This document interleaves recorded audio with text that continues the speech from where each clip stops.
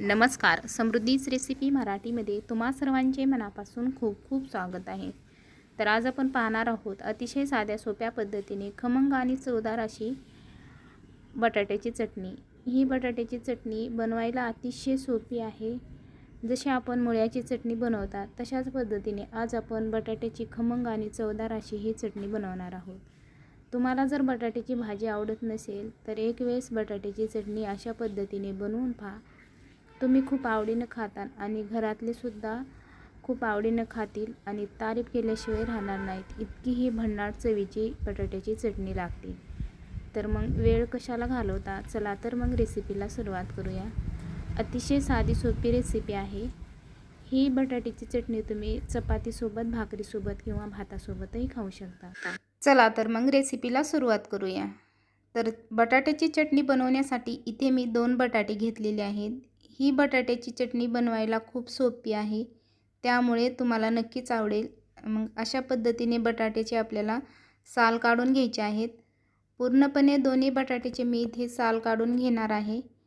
साल काढून घेतल्यानंतर आपल्याला हे खिसणीने छान असे खिसून घ्यायचे आहे. जर तुम्हाला इथे खिसून न घेता त्याचे काप करून घ्यायचे असतील तर तुम्ही तशा पद्धतीने सुद्धा तुकडे करून घेऊ शकता.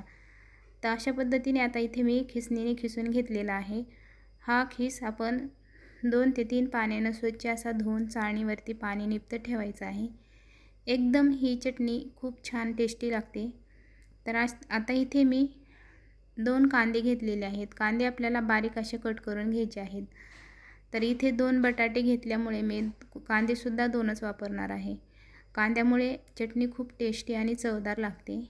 तर थोडासा कांदा जास्त टाकला तरी चालते. आता कांदा आपल्याला चॉपरने एकदम बारीक असा चॉप करून घ्यायचा आहे. तर मस्त असा कांदा मी बारीक असा कट करून घेतलेला आहे.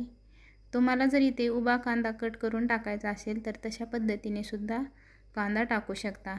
कांदा चॉप करून घेतलेला आहे. आता आपण शेंगदाणे आणि मिरची भाजून घेऊया. त्यासाठी गॅसवरती कढई ठेवलेली आहे. कढई चांगली गरम झाली की त्यामध्ये आपल्याला शेंगदाणे टाकायचे आहेत. शेंगदाणे खरपूस असे भाजून घ्यायचे आहे. त्यानंतर 5 हिरवी मिरची टाकलेली आहे. हिरव्या मिरचीचे तुकडे करून टाकलेले असल्यामुळे मिरची लवकर भाजल्या जाते. आता ही मिरची आपण छान भाजून घेऊया. तर अशा पद्धतीने त्यामध्येच मी भरपूर असा लसूणसुद्धा टाकून घेतलेला आहे. लसूण, हिरवी मिरची आणि शेंगदाणे मस्त असे भाजून घेतलेले आहेत. थंड झाल्याच्या नंतर आपल्याला मिक्सरच्या भांड्यामध्ये टाकून त्याची आबडधोबड अशी कूट करून घ्यायचं आहे. अशा पद्धतीने कूट करून घेतलेला आहे. आता आपण फोडणी देण्यासाठी गॅसवरती कढई ठेवलेली आहे. कढईमध्ये 1 पळी तेल टाकून घेतलेलं आहे. आवश्यकतेनुसार तेल टाकायचं आहे. तेल चांगलं कडकडीत गरम झालं की त्यामध्ये जिरे मोहरी टाकायची आहे. जिरे मोहरी चांगली तडतडली की लसूण टाकून घेतलेलं आहे. तर इथे मी 2 पाकळ्या लसूण बारीक असं कट करून घेतलेला टाकायचं आहे. थोडासा कढीपत्ता टाकलेला आहे आणि कांदा आपल्याला त्यामध्ये टाकून घ्यायचा आहे. खमंग अशी त्याची फोडणी तयार करायची आहे.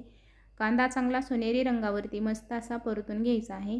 कांदा चांगला परतून झाला की त्यामध्ये पाव चम्मच इतकी हळद टाकायची आहे. आता हळद टाकून आपल्याला परत छान असं मिक्स करून घ्यायचं आहे. छान मिक्स करून घेतल्यानंतर आता खिसून घेतलेला बटाट्याचा खीस टाकायचा आहे. तर इथे बटाट्याचा खीस आपल्याला जास्तीचा शिजायची वेळ लागत नाही. अगदी झटपट असाही शिजले जातो आणि इथे आपण कसलाही पाण्याचा वापर केलेला नाही. अगदी तेलामध्येच हे बटाटे छान असं शिजल्या जातं. जास्त वेळसुद्धा लागत नाही. तर हे बटाटा आपण छान असं तेलामध्येच परतून घेऊया. आता त्यामध्येच आपण तयार करून घेतलेला हिरव्या मिरचीचा ठेचा टाकून घेऊया. तर 3 चमचे इतका मी पूर्णपणे कूट टाकून घेतलेला आहे. आवडीप्रमाणे आपल्याला तिखटाचं प्रमाण टाकायचं आहे. इथे तुम्हाला हिरव्या मिरचीच्या ऐवजी लाल मिरचीचा वापर करायचा असेल तर लाल मिरचीसुद्धा वापरू शकता. त्यामध्ये सुद्धा खूप छान अशी चव येते. आता हे छान परतून घ्यायचं आहे. परतून घेतल्यानंतर आपल्याला त्यामध्ये चवीनुसार मीठ टाकून घ्यायचं आहे. मीठ टाकून छान असं मिक्स करायचं आहे. छान मिक्स करून घेतल्यानंतर मस्त अशी झटपट होणारी आपली बटाट्याची चटणी तयार झालेली आहे. आता इथे आपण अगदी थोडीशी बारीक कट करून घेतलेली कोथिंबीर टाकून घ्यायची आहे. खूप छान अशी चव येते. अतिशय भन्नाट चवीची ही बटाट्याची चटणी तयार झालेली आहे. तर ही बटाट्याची चटणी तुम्हाला कशी वाटते नक्की कमेंटमध्ये सांगा आणि रेसिपी आवडली तर लाईक शेअर आणि सबस्क्राईब करायला विसरू नका. पूर्ण व्हिडिओ पाहिल्याबद्दल धन्यवाद.